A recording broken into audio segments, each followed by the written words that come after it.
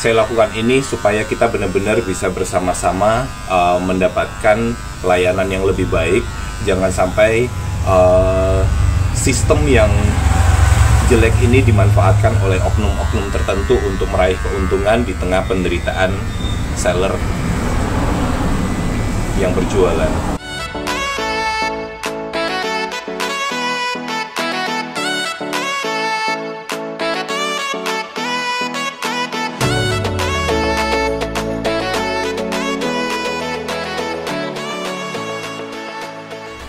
Halo semua, saya Dedi, dan beberapa waktu yang lalu saya ada posting video mengenai problem ekspedisi di mana saya menjual produk di Lazada dan mengalami gagal COD. Produk tersebut harusnya spray, tapi balik ke sayanya setelah dibuka saya unboxing, ternyata yang masuk ke tempat saya adalah kaos bekas. Dan setelah saya posting ini di sosmed saya, kemudian viral, ternyata teman-teman yang komen mayoritas juga mengalami nasib yang sama. Kalian bisa cek komentar-komentar dari teman-teman di sosmed saya ini. Dan saya pikir ini bukan suatu kejadian yang tidak disengaja, tapi ini sudah merupakan suatu kejahatan yang terencana. Mengapa saya bilang begitu? Karena di sini produk ini bukan ketuker, tapi ditukar isinya. Jadi kemasan produk itu masih kemasan spray saya, tapi isinya diambil dan diganti dengan kaos bekas. Makanya saya bilang ini bukan suatu ketidaksengajaan, tapi benar-benar suatu kejahatan yang direncanakan. Oleh sebab itu, saya nggak mau menyalahkan siapa-siapa, karena transaksi ini saya berjualan di Lazada dan barang dikirimkan semuanya melalui Lex, kemudian Lex mendistribusikan itu melalui JNE. Maka saya minta pihak-pihak yang terlibat di sini, antara lain Lazada, Lex, dan juga JNE, untuk menelusuri siapa yang menjadi oknum-oknum yang bertanggung jawab terhadap kejadian ini. Jadi saya nggak mau cuma penyelesaiannya sampai PSC, kemudian oke Pak, Bapak dapat penggantian. Produk saya harganya hanya 125.000 dan saya nggak mau cuma dapat penggantian 125.000. Tapi saya ingin ada oknum yang ditangkap atas kejadian ini.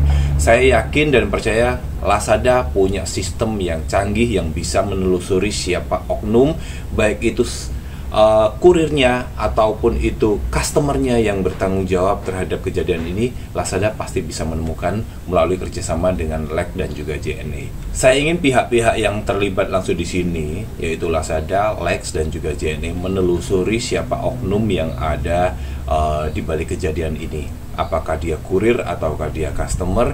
Kita harus mampu menemukan orang yang melakukan kejahatan ini. Karena kalau kita tidak menemukannya, maka ini akan menjadi sesuatu yang berulang-ulang. Karena dari komentar-komentar yang masuk, saya menemukan cukup banyak teman-teman yang mengalami, hampir semua, dan kebanyakan mereka mentok di PSC. Lapor ke PSC hanya disuruh menunggu, dan hal ini mungkin tidak sampai ke pihak manajemen Lazada. Kebetulan karena saya Lastar Trainer, saya bisa langsung kontak ke pihak manajemen, dan pihak manajemen akhirnya mengetahui kasus seperti ini. Dan saya nggak mau kasus ini hilang di telan bumi begitu saja, tapi kasus ini benar-benar ditelusuri. Kalau memang ada kurir nakal atau ada customer nakal, kita tangkap bareng-bareng, dan saya ingin ada orang yang ditangkap. Untuk menunjukkan keseriusan saya akan gundul di sini, di depan teman-teman semuanya. Saya akan potong rambut saya sampai gundul, sampai kita menemukan orang yang bertanggung jawab di balik semua ini.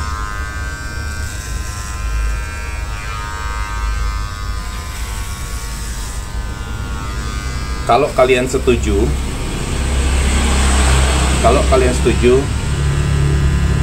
silakan kalian komen, kalian juga share video ini supaya kita bersama-sama bisa memberikan pressure kepada pihak e-commerce, nggak cuma Lazada ya, baik Lazada, Shopee, Tokopedia, Bukalapak, Blibli, yang lain-lain, supaya mereka itu lebih memperhatikan transaksi dengan baik. Bisa jadi di sini yang melakukan kenakalan adalah sellernya, bisa jadi customernya, tapi bisa jadi juga kurirnya. Jadi kita ingin bisnis online itu berjalan dengan sehat tanpa ada kecurangan-kecurangan. Kalau ada orang-orang yang melakukan kecurangan, ayo kita tangkap mereka bersama-sama.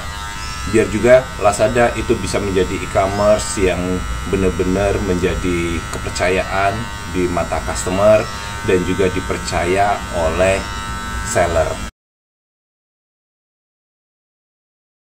Saya lakukan ini supaya kita benar-benar bisa bersama-sama mendapatkan layanan yang lebih baik. Jangan sampai sistem yang jelek ini dimanfaatkan oleh oknum-oknum tertentu untuk meraih keuntungan di tengah penderitaan seller yang berjualan. Kita berjualan, untungnya nggak banyak, resikonya lebih besar, dan kita ingin bersama-sama minta kepada pihak-pihak, baik itu e-commerce ataupun ekspedisi, untuk lebih memperhatikan pihak seller juga. Jangan sampai cuma memperhatikan customer saja. Harus tahu bahwa kita juga di sini menanggung kerugian terhadap transaksi-transaksi bodong seperti ini.